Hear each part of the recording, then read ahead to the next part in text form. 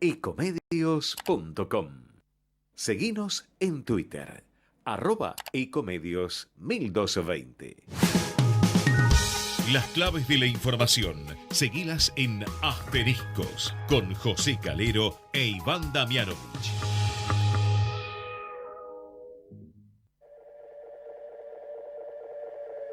Esto que estás oyendo ya no soy yo. Es el eco del eco del eco de un sentimiento. Su luz fugaz, alumbrando desde otro tiempo. Hola, muy buenas noches a todos. Bienvenidos otra vez un año más aquí en nuestro espacio que hemos inaugurado ya hace tantos años junto a José Calero. Mi nombre es Iván Damianovich. Hoy voy a estar acompañándolos hasta las 21. Ese compromiso que hemos establecido con ustedes hace tanto tiempo y que nos da gusto poder estar junto a los compañeros y compañeras de esta radio y por supuesto también a ustedes que han sido fieles durante tantos años. Les damos la bienvenida a este nuevo ciclo de Asteriscos y por supuesto con mucha información, con muchas noticias y no del todo buenas que llegan desde todas partes del mundo y estamos siguiendo muy de cerca la situación que está aconteciendo en Ucrania. Sobre todo vamos a hablar de esto en instantes nada más. Vamos a conversar también de la realidad argentina, de la situación nacional, de esta crítica cuestión económica que estamos tan acostumbrados los argentinos y que de alguna manera también muy angustiados por la situación inflacionaria, por el acuerdo con el Fondo Monetario. Vamos a hablar un poco de actualidad, de lo que preocupa a la gente de a pie y de lo que hemos considerado en este programa necesario abordar, como es, por ejemplo, todo lo que tiene que ver con la política argentina, el discurso del presidente ayer nada más, y lo que podemos esperar para los próximos meses. Soy Iván Damianovich, esto es Asteriscos y comenzamos así.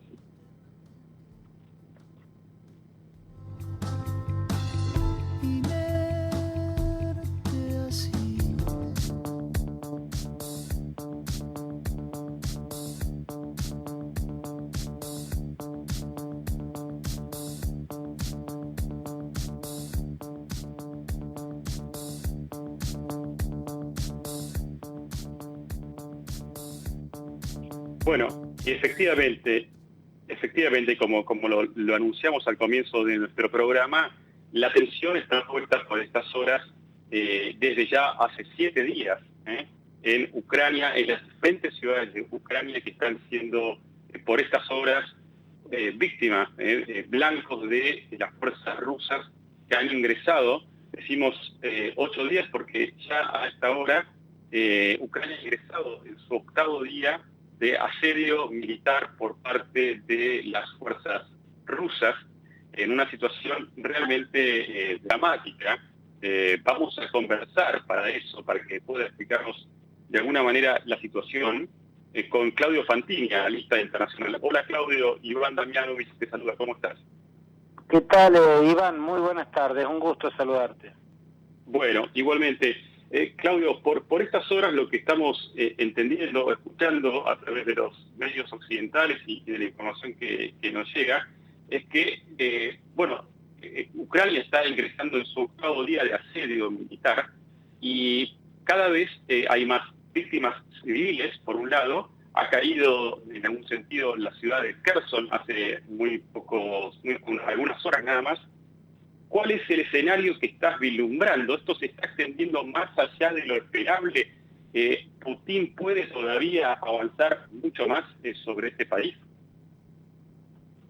Bueno, el tamaño del ejército con el que está llevando a cabo esta invasión muestra que el objetivo de Putin es establecer un control sobre la totalidad del territorio. Me da la impresión de que todas las señales que está emitiendo esta ofensiva rusa apuntan a que va por todo. La pregunta es cuánto va a poder resistir un sistema defensivo que es muy inferior en términos numéricos y en términos de calidad y de armamentos. El problema para Putin es que pueda quedar su ejército empantanado en un conflicto prolongado de baja intensidad. Él sabe bien que ese sería un problema gravísimo, que en toda guerra asimétrica pierde importancia cuál de las dos fuerzas tiene más poder si se empantanan, porque en un empantanamiento, en el marco de una guerra prolongada de baja intensidad, las fuerzas irregulares tienen la posibilidad de infligir una guerra de desgaste que es tremendamente costosa para la fuerza invasora, por superior que sea en cantidad de efectivos, en cantidad de blindados, en poder aéreo y calidad de los armamentos. Esa superioridad se termina perdiendo. Basta recordar lo que fue la guerra de Vietnam, ¿no? Claro. No importa tener más poder si el ejército más poderoso se empantana frente a un ejército irregular en una guerra de baja intensidad, porque ahí en la simetría los parámetros de la victoria y la derrota cambian. Por eso yo creo que lo que está encontrando Putin posiblemente es que cometió varios errores de cálculos muy gruesos, hasta sorprende que haya cometido esos errores. Por ejemplo, actuar en el jardín de Rusia como ya ha actuado en varias ocasiones en el patio trasero de Rusia. Yo siempre me opongo a señalar a Ucrania como el patio trasero de Rusia, porque en términos de visibilidad, sobre todo frente a Occidente, Ucrania es el jardín, Ucrania es Europa. No está haciendo nada que no haya hecho antes Vladimir Putin. A Georgia en el Cáucaso le arrebató mandando el ejército a invadir Abjasia y Osetia del Sur. Instaló el ejército o parte del ejército en el Transdniester, donde después de la guerra de Transnistria los milicianos prorrusos de esa porción territorial, el este del río Dniester, los separaron de hecho de Moldavia. Bueno, serían muchos los ejemplos. La guerra de tierra arrasada que hizo en Chechenia para aplastar el independentismo que lideraba el general Dudayev y amedrentar, intimidar a los que tuvieran intenciones separatistas en Ingushetia, en Daguestán, en Kabardino, en toda esa región.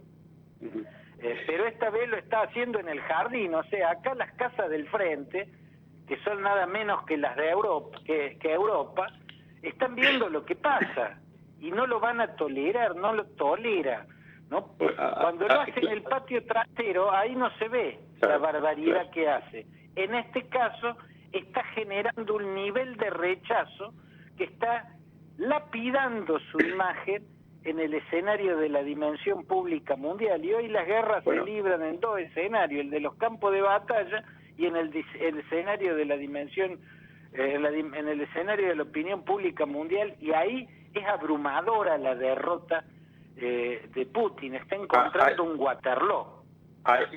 Ahí va también mi segunda parte de la pregunta, Claudio, porque también hace un par de horas el fiscal de Corte Penal Internacional, de la Corte Penal Internacional, decidió abrir una investigación sobre posibles crímenes de guerra y contra la humanidad. Esto, en términos reputacionales, por llamarlo de alguna manera, y siguiendo la lógica, me imagino que debe ser todavía más costoso para el propio Putin. Y claro, empieza a ver todas las complicaciones que se le presentan, o sea, puede terminar como tantos líderes, como tantos dictadores. Omar al-Bashir, por ejemplo, el dictador sudanés que no podía salir de Jartum porque si pisaba el aeropuerto de algún otro país los capturaba Interpol por todas las denuncias de violaciones de los derechos humanos que tenía. Bueno, cuando se empiezan a tener causas de este tipo, se empieza a complicar la posibilidad de desplazarse por el mundo. Le puede terminar pasando, o pareciera que puede terminar pasándole lo mismo que le pasó a Milosevic, ¿no? Claro, puede es terminar sentado en el banquillo de los acusados en un juicio por crímenes brutales contra la humanidad. Yo creo que Putin debe estar viendo que erró en varios cálculos. Primero, creo que apostó a que su ejército iba a ser recibido en Ucrania como un ejército libertador. Creo, o daría la impresión que él mismo se creyó la patraña que él mismo lucubró, que es bastante absurda, la del genocidio que estaba cometiendo Zelensky, ¿no? Bueno, da la impresión de que no está convenciendo al mundo, ¿no? De que eso suena más vale a patraña y no a un hecho real, más allá de que había una guerra desde el 2015, 2014, y que en el marco de una guerra se pueden haber estado cometiendo brutalidades que valdrá la pena, pero hablar de un genocidio, o sea, un proceso de exterminio sistemático y planificado y bendecido del poder central, bueno, eso suena a estratagema poco creíble, como argumentación para justificar semejante barbaridad que es la que está viendo a Europa, porque Ucrania es Europa, está en Europa geográficamente hablando, no es Asia Central, no es el Cáucaso, y a eso parece que no estaba en los cálculos, del mismo modo que calculaba que el sistema defensivo ucraniano se iba a derrumbar estrepitosamente dentro de las primeras 48 horas de la invasión. Ya vamos por el octavo día. Que el ejército se iba a dispersar, iba a entrar en desbande, y eso no ocurrió, y empieza a ver, y creo que se empieza a preocupar y a cometer actos desquiciados, como poner el dedo en el gatillo nuclear, por ejemplo, que lo lleva haciendo varios días. Empieza a ver que Ucrania se le puede convertir en Faluya, ¿no? Y empieza a preocuparse mucho ante esa posibilidad. Esto no quiere decir que en las próximas horas o en los próximos días pueda caer Kiev, pueda caer Kharkov, pueda caer Odessa, pueda caer Mariupol, puedan caer la mayoría de las ciudades importantes y empezar a establecer un control. Habrá que ver a partir de entonces si Ucrania tiene capacidad de realizar una guerra irregular, pelear como los Vietcong y sostener esa situación, convirtiéndole o vietnamizándole el escenario invadido a la fuerza invasora, y ahí habrá que ver de qué modo se siente en el músculo económico de Rusia para poder seguir sosteniendo esta guerra, que es muy costosa, las sanciones que le están aplicando las potencias de Occidente. Claudio, recién decías, pone el gatillo en el gatillo nuclear. Hoy el canciller ruso lanzó cierta advertencia, sobrevuela la idea de una tercera guerra mundial de tipo nuclear. ¿Son solo palabras o vos creés que existen elementos que pueden conducirnos eventualmente a una confrontación bélica de ese tenor? Bueno, lo que pasa es que estamos viendo hechos surgidos o comenzados en la cabeza de un hombre, de uno solo, ¿no? Claro. Vladimir Putin. Ese es un poco el problema de cuando los liderazgos concentran tanto poder.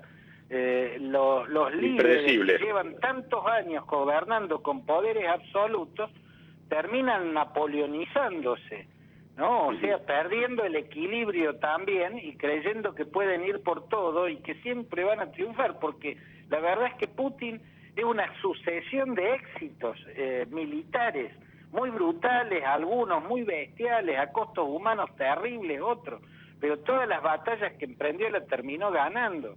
Desde la recuperación de la escuela de Beslan en Osetia del Norte, al precio de 300 muertos, la mayoría niños, a la recuperación del teatro Dubrovka, cuando los terroristas encabezados por Moshe Barayev ocuparon ese teatro moscovita y tomaron de rehenes a las 800 personas, entre público y bailarines y coreógrafos que había adentro. Lo recuperó a sangre y fuego pero hubo una cantidad de muertos civiles espantosa, a la guerra contra Georgia, a haberse quedado con Crimea, hasta le puso un presidente a los Estados Unidos, le salía bien todo, ¿no? Le mandó un batallón de hackers que abatieron a Hillary Clinton y le pusieron el presidente que necesitaba Putin, y se dedicó esos años Donald Trump a debilitar políticamente la OTAN, a debilitar y desunir a Europa, a propiciar el Brexit británico y todos los otros movimientos anti-Bruselas que pululan por Europa. Yo creo que eso lo engañó a Putin, pensó que todavía Europa estaba demasiado desunida, demasiado lastimado todavía por Donald Trump, el vínculo societario tan poderoso entre Europa y Estados Unidos, esa alianza tan poderosa. Creo que imaginó que habían quedado más debilitadas, pero Biden la reconstituyó en tiempo récord, ¿no? Me parece que los errores de cálculo de Putin empiezan a que Zelensky se empieza a parecer a Churchill y Biden se empieza a parecer a Franklin Roosevelt, ¿no? Y eso lo va inquietando, y como a las escaladas de amenazas nucleares entre hiperpotencias nucleares, no la gana el que tiene más misiles, más ojivas cargadas de megatones, la gana el que es más loco y puede convencer a la contraparte de que él sí es capaz de disparar, ¿no? Y en eso yo creo que gana Putin. Putin es un tipo que es capaz de hacerle sentir a los demás que él está dispuesto a apretar el botón rojo, que no lo molesten tanto porque lo va a apretar. La OTAN podrá hacer desaparecer el mapa Rusia, pero buena parte de Europa va a desaparecer también. Bueno, el que sea capaz de generar un holocausto es el que gana la escalada de las amenazas. Y da la impresión de que, mostrando un poco una señal de debilidad, de preocupación, han entrado en esa escalada, han entrado a decirle a Occidente, al ver que países que han sido eternamente neutrales y a los que acaba de amenazar, como Finlandia, o como Noruega, o como Suecia, salen de la neutralidad y le empiezan a entregar armas, cosas que no habían hecho nunca, a una de las partes, en este caso a Ucrania. Suiza, que había sido neutral hasta cuando estaba Hitler, tuvo la indecencia de ser neutral cuando estaba Hitler, ahora rompe su neutralidad y se suma a las sanciones económicas contra Rusia. Esa situación, el hecho de ver que ya no genera temor, que no los está amedrentando y que todos se juntan para cascotearlo, y que por todo lado del mundo, gracias a Putin, ahora todo el mundo conoce que la bandera de Ucrania es azul y amarilla y flamea por todos lados y aparece en todos lados la bandera de Ucrania, ¿no? Bueno, cuando empieza a ver que el estropicio que está cometiendo lo debilita a él, que Ucrania puede ser su Waterloo, aunque no pierda la batalla militar, aunque a esa la gane, su Waterloo al fin, porque va a quedar absolutamente aislado. Bueno, ahí empieza, me da la impresión a mí, a salirse de quicio. Y una invasión, semejante guerra iniciada en la cabeza de una persona, del que tomó la decisión de hacerla, bueno, es una prueba de que otras cosas muy tremendas pueden llegar a pasar si lo que nace en la cabeza de un tipo con una mente bastante afiebrada puede convertirse en realidad. Dios quiera que no. Claudio, como siempre, un gusto escucharte, y bueno, esperemos volver a convocarte próximamente con un análisis que al menos nos permita soñar que la paz está un poco más cerca. Te mandamos un fuerte abrazo. Abrazo grande, Iván, hasta siempre. Hasta siempre. Bueno, era Claudio Fantini, analista internacional. Estábamos tratando de escuchar y de entender este conflicto que para muchos apareció de la noche a la mañana, que en realidad se estaba cocinando en algún sentido ya desde algún tiempo atrás, pero que la escalada de violencia que estamos asistiendo, bueno, lógicamente llena de estupor a la comunidad internacional. Siempre están quienes bueno, de alguna manera justifican, ¿no?, las acciones, pero hay un hecho que es incontrastable, que tiene que ver con la condena a la violencia, la condena a la guerra. Por hoy, al día de hoy, a esta hora, se llevan contabilizados 2.000 civiles muertos. 2.000 civiles muertos en Ucrania. Se llevan contabilizados cerca de 875.000 desplazados del territorio ucraniano. Corren, huyen mujeres y niños hacia la frontera de su país buscando salvarse. Y esto es siempre motivo de estupor, motivo de condena, porque nadie tiene derecho a producirle este daño a ningún pueblo. Si estás por ahí escuchando y hasta hace un rato nada más, te cuento que en la Plaza de Mayo se instaló una carpa por la paz que reeditó Escolas Ocurrentes, un organismo vinculado al Vaticano, un organismo propiamente del Vaticano, que de alguna manera reedita aquel Olivo por la Paz que plantó el entonces arzobispo de Buenos Aires, Jorge Bergoglio, antes de ser papa, lógicamente, en la ciudad de Buenos Aires plantó ese olivo en los albores del tercer milenio, ¿sí?, por el año 2000, y luego la Carpa de la Paz en el 2003, también en Plaza de Mayo, en ocasión de la invasión a Irak. Hace un rato nada más se reunieron en ese lugar diputados, legisladores, funcionarios de diferentes espacios políticos, jóvenes, referentes religiosos de todas las religiones, para rezar por la paz, para unirse en una misma intención por la paz.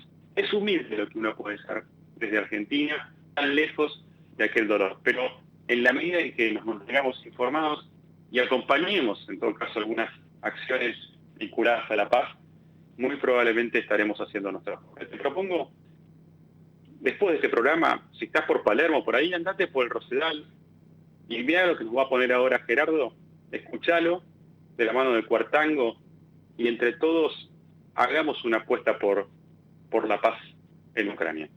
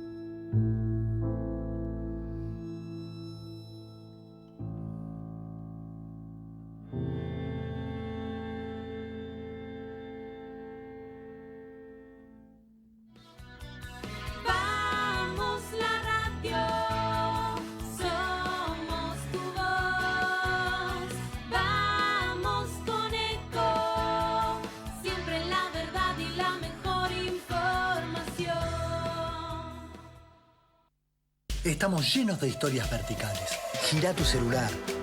En Catamarca tenés algo distinto para contar. Girá, girá, no te pierdas de nada. Vení a contar una historia distinta.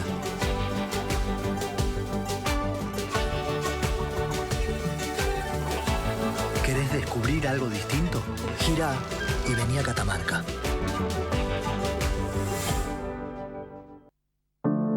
Cuidar es la herramienta digital del Ministerio de Salud. Descargala en tu celular a través de tu App Store o Google Play y carga tus datos. La aplicación te permite hacer un autodiagnóstico, acceder a tus certificados y consultar el resultado de tu hisopado. Ahora podés acceder a la información provista por el Ministerio de Salud y ver tu diagnóstico COVID-19 de forma rápida y sencilla. App Cuidar. Sigamos cuidándonos. Gobierno del Pueblo de Merlo. Intendencia Menéndez. Informate en ecomedios.com. Seguinos en Facebook. Ecomedios Live. Acompañan a José Calero en Asteriscos. Todo va y viene, las estaciones, las modas y las clases. Vuelven las clases y los beneficios Credicop siempre siguen. Los jueves y viernes, del 18 de febrero al 10 de marzo, con tus tarjetas Cabal Credicop, ahorro y cuotas en cientos de comercios para la vuelta a clases. Más información y comercios adheridos en www.bancocredicop.coop. Banco Credicop Cooperativo.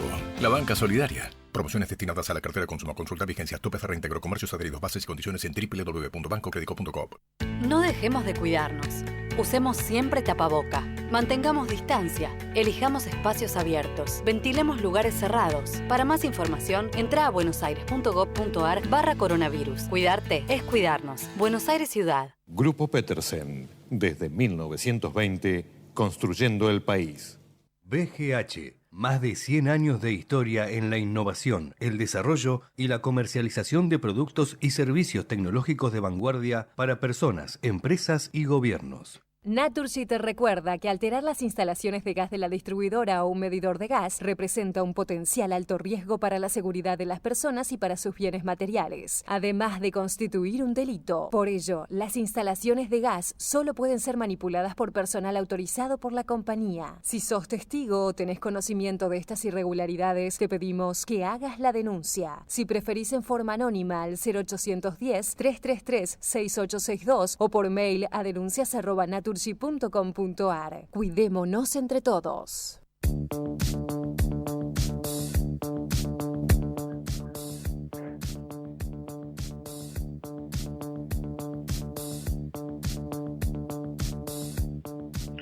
Muy bien, continuamos aquí en Asteriscos hasta las 9 de la noche y bueno, tratando de, ahora sí, de entender un poco también la realidad nuestra cotidiana, la cuestión doméstica y especialmente el tema doméstico. Pero para poder avanzar un poco más sobre esto, estoy en comunicación con Jorge Nerio, economista. Hola Jorge, Iván Damianovich, te saluda, ¿cómo estás? Hola Iván, un gusto estar con ustedes.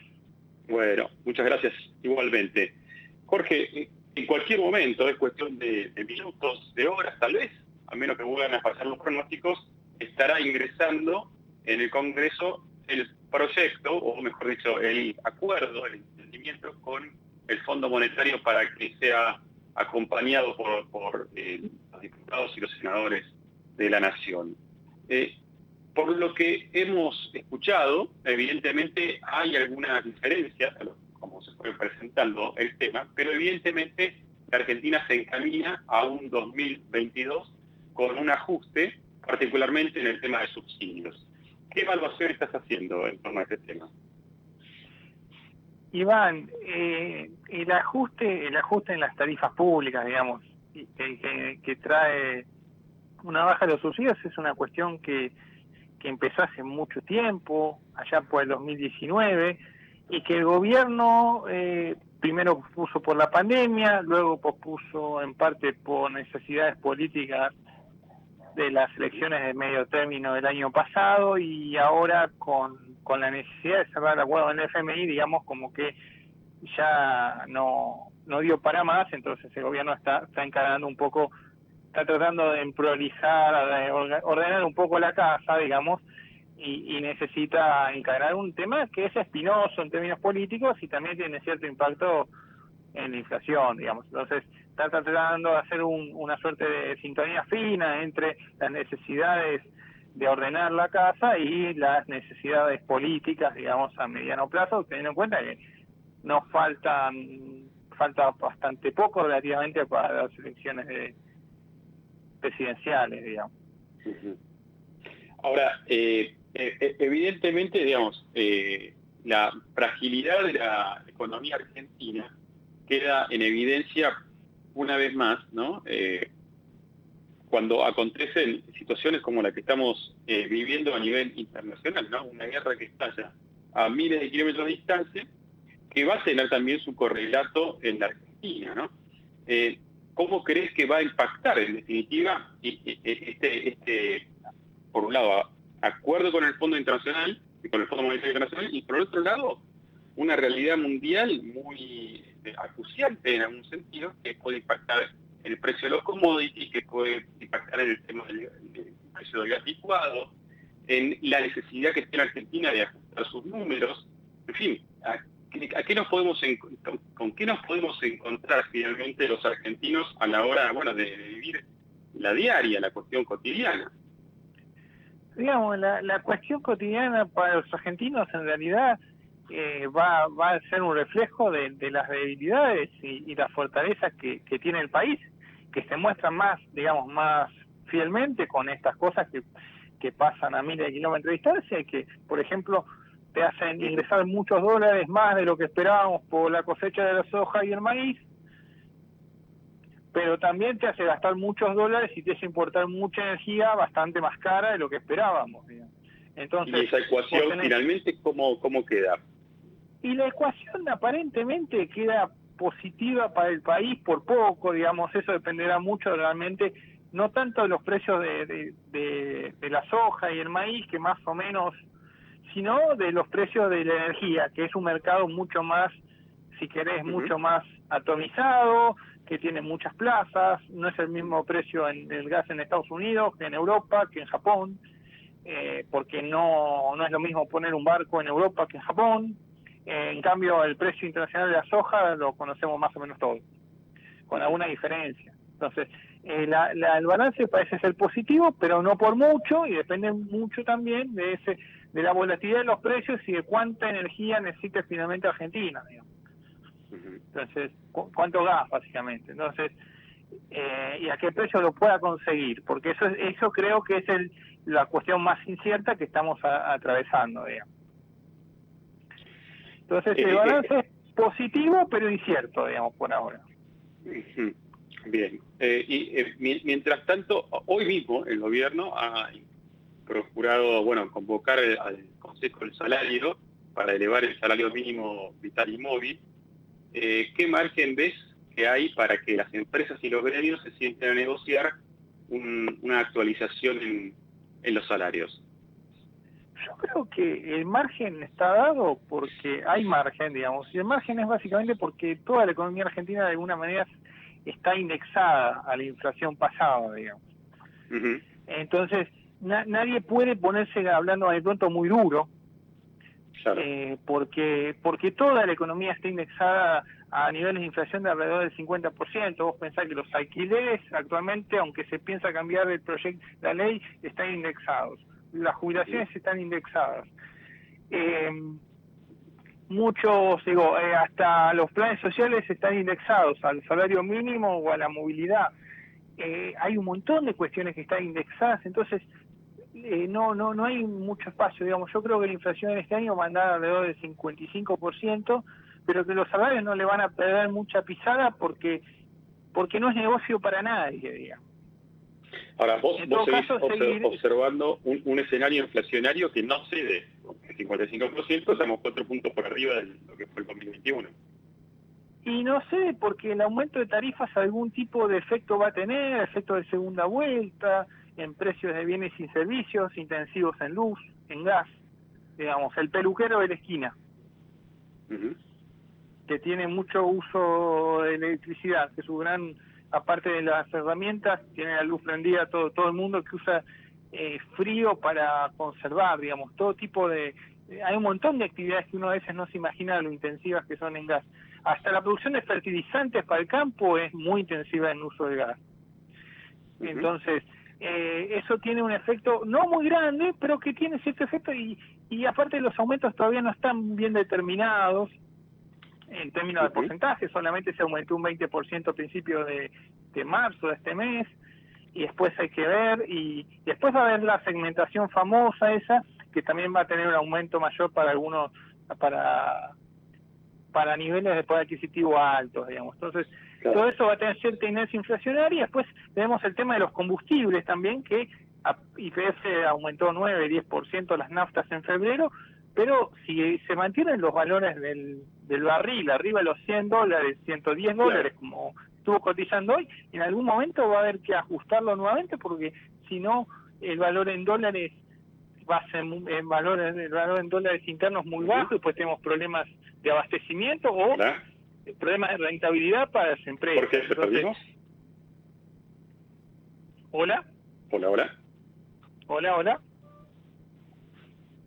Hola. Hola. Hola. Hola, sí. Sí, te perdimos, Jorge. Problema. Ahora sí. Lo último, no te escucho. Sí, por favor, ¿puedes repetir el último concepto? No, es que el aumento progresivo de los combustibles también va a poner va a dar combustible a la inflación, digamos, más de indexación. Eso tiene, igual le estamos hablando de 4 o 5 puntos más, que en realidad no es una gran aceleración inflacionaria, digamos. O sea, no es factible bajar la inflación, pero tampoco creo que vaya a haber una aceleración inflacionaria por arriba del 60%. Digamos, más o menos quedamos por donde estamos, más o menos algunos ajustes. Muy bien. Bueno, Jorge Negro, te agradecemos mucho este contacto con Asteriscos, y seguiremos en comunicación con vos en otra ocasión. Te mandamos un fuerte abrazo. Muchas gracias. Un abrazo para todos. Bueno, ahí estaba entonces Jorge Negro, economista, analista económico. Una proyección que, bueno, por supuesto es preocupante también, ¿no? Porque una cosa es que se mantenga una inflación alta, pero por mucho tiempo erosiona sensiblemente la capacidad de recuperación de cualquier país, y ni hablar, por supuesto, de los sectores más empobrecidos. Vamos a comunicarnos con esta presentación con el hombre que más sabe del conurbano bonaerense. Ahora, las claves de la información bonaerense en Asteriscos. Hola, querido Juan Paulenco, bienvenido de vuelta al barco. ¿Cómo estás? Gracias, Iván. Muy buenas noches para vos, para toda la audiencia, y por supuesto un gran saludo a José Calero también. Por supuesto. Ahí vamos a hacerte llegar tu saludo, lógicamente. Y bueno, y nuestros oyentes, que tanto nos acompañan desde hace tanto tiempo, saben que cuando te presentamos es porque hay esa información que solamente vos podés conseguir por los pasillos del poder y con tu fuente siempre tan bien informado. Así que adelante, Juan. Hoy fue el inicio del ciclo electivo en 22 provincias. El presidente se fue a la provincia de La Rioja, ahí fue donde inauguró oficialmente. Hay un chico se le acercó y le hizo una pregunta un poco incómoda al presidente. Le preguntó por qué no dijo de esta manera, ¿no? Pero por qué no había respetado el aislamiento.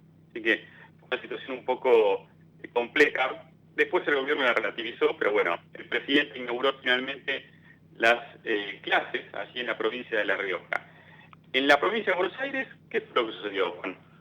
Bueno, también comenzaron las clases de 180 a 190 días, 10 días más. También les quiero recordar, esto lo afirmó Alberto Sileoni, ministro o director general de Cultura y Educación de la provincia de Buenos Aires, también confirmó que el ciclo va a terminar el viernes 23 de diciembre, mientras tanto que las vacaciones de invierno en la provincia de Buenos Aires están pautadas para 18 de julio al 29 de julio. Bien, así que por fin después de tanto tiempo, los chicos en la mayor parte del país, prácticamente en toda la Argentina, logran volver a las aulas con una situación de mayor normalidad, si se quiere, en la que hemos padecido, ¿no? ¿Cómo es la situación de los canillitas, aquellos trabajadores que venden diarios, revistas tan relevantes en el oficio del periodismo, ahí en la provincia?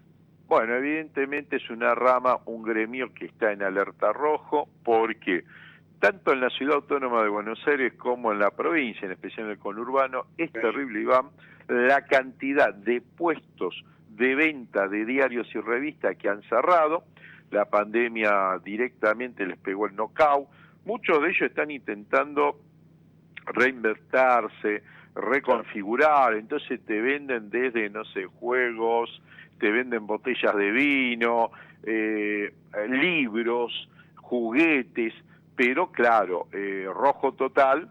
Y el Repro, el sistema Repro, lanzado por el Ministerio de Trabajo de la Nación, les da la posibilidad de este programa y reconversión de emergencia con un monto de 120.000 pesos, pagadero en 6 cuotas de 20.000 pesos cada una. Entonces vos con eso podés de alguna manera o tapar rojo o podés comprar mercadería como para reconvertir tu puesto de diarios y revistas. Por supuesto que hay que anotarse lo mismo que era antes a través de lo que sería el ANSES o en su defecto en el Ministerio de Trabajo de la Nación.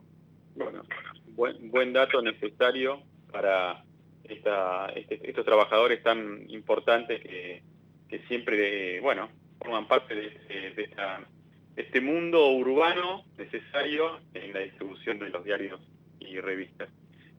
Juan, hay una actualización, un aumento en las multas, atención automovilistas, ¿cómo es esto? En la provincia de Buenos Aires el 35.6, casi el 40%, y te diría, Iván, que vayas tomando nota porque si llegas a cruzar un semáforo en rojo, la multa que vas a pagar, porque te va a grabar las camaritas existentes, 123.400 pesos. Bueno, pavada de número, 123.480 pesos. Así por cruzar un semáforo en rojo. Sí, por supuesto que tenés siempre la primera instancia de poder apelar, pero bueno, no siempre te van a perdonar. También me gustaría comentarte, si me permitís, aquella persona que pueda conducir alcoholizada, que los hay, tendrá una multa tal cual, 148.080 pesos. Bueno, ahí no hay tanta diferencia, ¿no? La verdad que por el riesgo que implica conducir alcoholizado para uno, para terceros, la verdad que 20.000 pesos más que por el que cruza. Sería la multa más fuerte, sí. Después, por supuesto, aquellos que, bueno, en esto me incluyo, Iván, que tenemos un poco la adicción del celular, vos ves que hay gente que maneja con una mano y con la otra transmite en audio, o hay peores, porque lo he visto, gente que tiene y apoya con sus rodillas el volante y con las dos manos va tipeando. Eso es una barbaridad. Esa persona tendría que estar pagando multas entre 12.300 pesos y 61.700 pesos. Bien. ¿Cómo van a recaudar este año, me parece? Muy y mucho. Juan, y a ver, ¿qué pasó? El Morón lanzó un registro de celulares para evitar la venta de equipos robados. ¿Cómo es esto?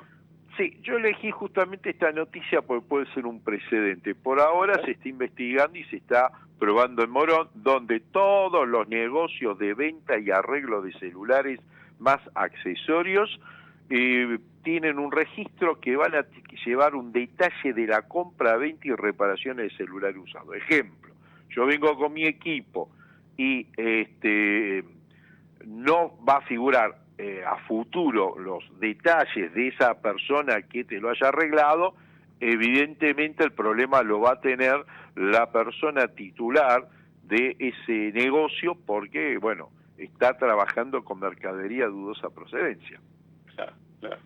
Bueno, atención porque es un delito bastante frecuente y en ascenso. Sí, aparte en todos lados. Vos sabés muy bien que hay lugares en 11, es terrible, esas galerías, es terrible, sí. Querido Juan, la última por mi parte consultarte. Bueno, hoy el gobernador Kicillof inauguró las sesiones ordinarias en la legislatura de la provincia con un discurso más contemplativo, menos agresivo, menos confrontativo, ¿puede ser? Mirá, sí, eso es verdad, pero también por abajo dijo, vinimos a revertir 4 años de ajuste, abandono y deterioro. A ver, si vos comparás entre Kicillof y el de Alberto, bueno, el de Kicillof es un poco más café con leche, te diría, más cortadito, ¿no? Más lágrima.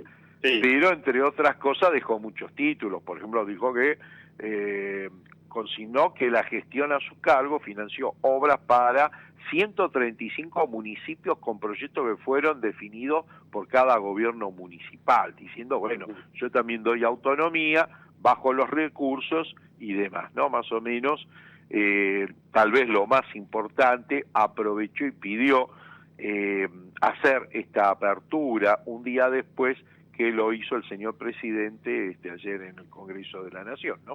Una modalidad que se extendió en los últimos años por muchas provincias, para no coincidir con la inauguración de la Asamblea Legislativa en el Congreso Nacional. Querido Juan, muchas gracias por este reencuentro con nosotros y con los oyentes que tanto te siguen año tras año. Y bueno, nos reencontramos, Dios mediante, el miércoles próximo. Un abrazo. Cómo no, buena semana para todos y nos reencontramos el próximo miércoles.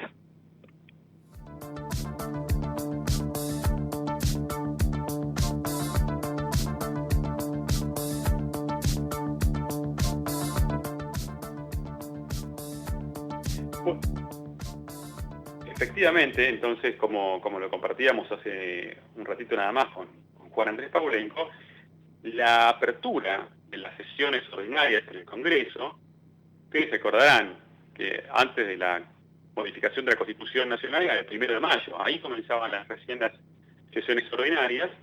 Bueno, con la modificación de la Constitución del año 94, eso se cambió y finalmente las sesiones ordinarias comienzan el 1 de marzo.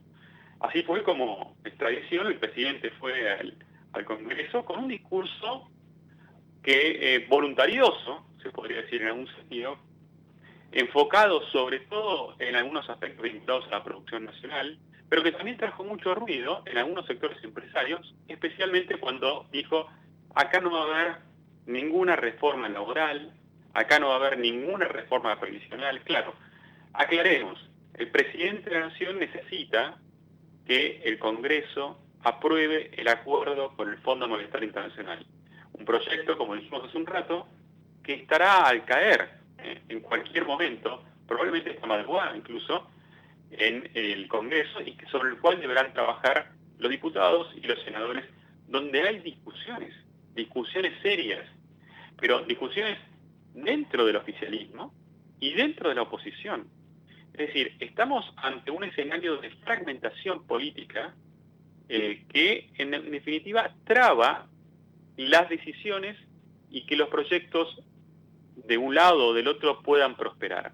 Y esto quedó muy en evidencia ayer durante la inauguración de las sesiones ordinarias ante la Asamblea Legislativa. Bueno, ¿por qué? Porque la verdad que la escena que generaron los diputados y senadores del PRO al levantarse de sus bancas fue muy cuestionada, no solo por el gobierno actual, por la coalición gobernante, sino también por la propia coalición de la oposición. Recordemos que se levantaron los referentes del PRO, pero permanecieron en sus bancas los referentes de la coalición cívica y de la Unión Cívica Radical. Hoy incluso uno de los senadores del PRO, Ignacio Torres, senador nacional por Chubut, tuvo palabras bastante fuertes para con un colega como Facundo Manes. Dijo algo, sí, palabras más, palabras menos. Tanto que habla Facundo Manes del cerebro, podría aprovecharlo o usarlo un poco mejor. ¿Por qué? Porque Facundo Manes criticó a sus pares de bancada por la decisión de haberse levantado y haber desairado en algún punto al presidente de la Nación.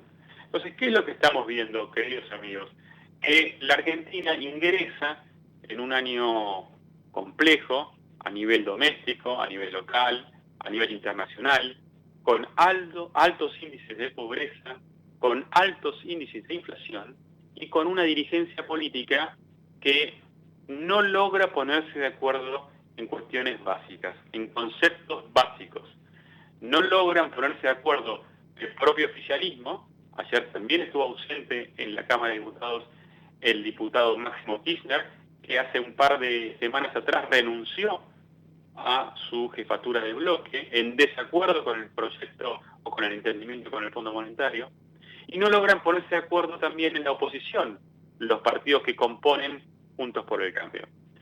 Lo que se puede esperar es que muy probablemente en los próximos días haya mucho ruido político y que finalmente salga, más o menos, con algunos magullones, este acuerdo con el Fondo Monetario, que por otra parte resulta inexorable, porque las deudas hay que refinanciarlas y en definitiva hay que hacerle frente, sea como fuere, con todo el dolor que eso implica y con todas las generaciones que tendrán que asumirlas, porque en definitiva cuando un país toma deuda lo hace por largo plazo y de alguna manera compromete a las futuras generaciones. Veremos cómo sigue todo esto, veremos cómo sigue también la guerra en Ucrania, el precio del trigo, el precio del maíz, el precio de la soja, en apariencia vuelan y son buena noticia para la Argentina, pero ojo porque también puede tener su correlato a nivel local en la mesa de los argentinos, sobre todo con el trigo y el maíz. Un mundo con alta volatilidad y un país con una dirigencia con demasiada efervescencia. Tal vez estemos necesitando un poco más de claridad y calma a la hora de tomar decisiones. Queridos amigos, mi nombre es Iván Damianovich. Ha sido un gusto reencontrarnos en este espacio que hemos fundado con José Calero, a quien le mandamos un fuerte abrazo. Y, como siempre, les renovamos nuestro compromiso de reencontrarnos cada miércoles a las 20 en Asteriscos. Chao, muchas gracias.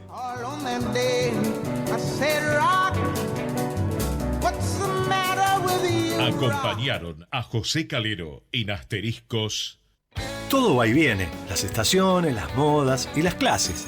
Vuelven las clases y los beneficios Credicop siempre siguen. Los jueves y viernes, del 18 de febrero al 10 de marzo, con tus tarjetas Cabal Credicop, ahorro y cuotas en cientos de comercios para la vuelta a clases. Más información y comercios adheridos en www.bancocredicop.coop.